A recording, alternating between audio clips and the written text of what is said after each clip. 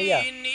ठीक अल्लाह जा करम लगे ये थो तुझो खंड जो को जहाज बुडो आ केड़ी सोचन में घुम लगो पियो आ।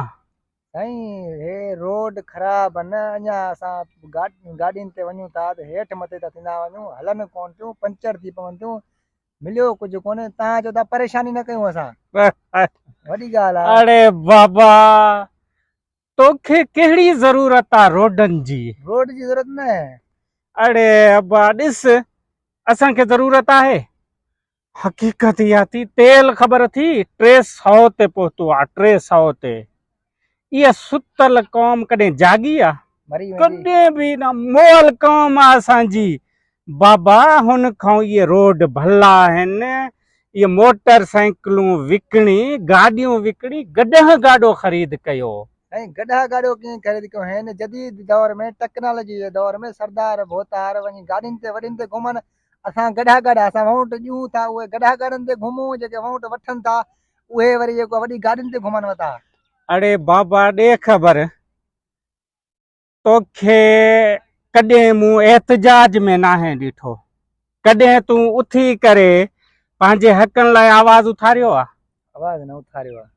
अहिड़ी सुतल क़ौम खे अहिड़ा रोड खपनि जेका क़ौम सुतल हूंदी आहे न बाबा उन जे लाइ को इहा माना न रखंदी आहे रोड रस्तो अव्हां जे लाइ बच्चा इहो सही आहे तव्हां हिन मोटर साइकिल विकिणी प्यादल घुमो प्यादल वॾो मज़ो आहे हक़ीक़त में प्यादल घुमण सां न का बीमारी थे न कुछ थे छाजा वसाइल केड़ा वसाइल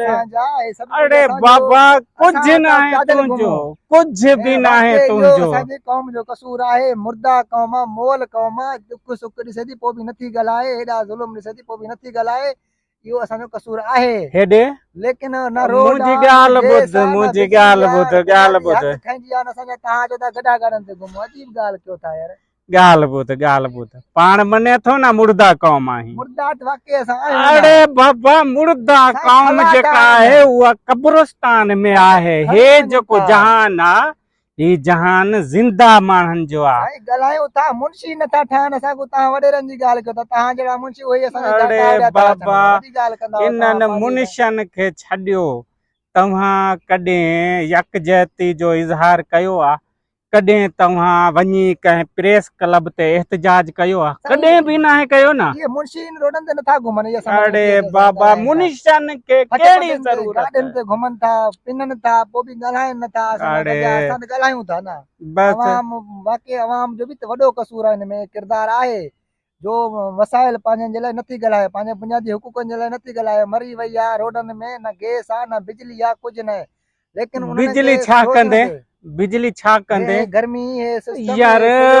छॾ न 200-300 यूनिट जेड़ी महल मथे थियनि था न तव्हां चवण ते भरियो था हुन खां बच्चा सोलर सिस्टम 2-3 हज़ार जो आहे वञी वठी घर ते रखियो बिजली गैस एॾी महांगी आहे काठियूं बेलो पियो आहे वञी काठियूं करो असांजे घरनि में यूनिट 300 वधनि था वॾी ॻाल्हि कई अथव बस छॾ बाबा अहिड़ी रोड ॾियणो न बस अहिड़ी क़ौम कॾहिं हक़ न वठी सघंदी तव्हां हिते सही आहियो क़ौम बि सुतल आहे सरदार भोतार ने आदत इन्हनि मथे ते चाढ़े छॾियो आहे बस साईं बाबा तूं न ॾे रोड असांखे न खपे ॾे ख़बर तोखे मां मिनत कई हुई वोट ॾे कंहिंखे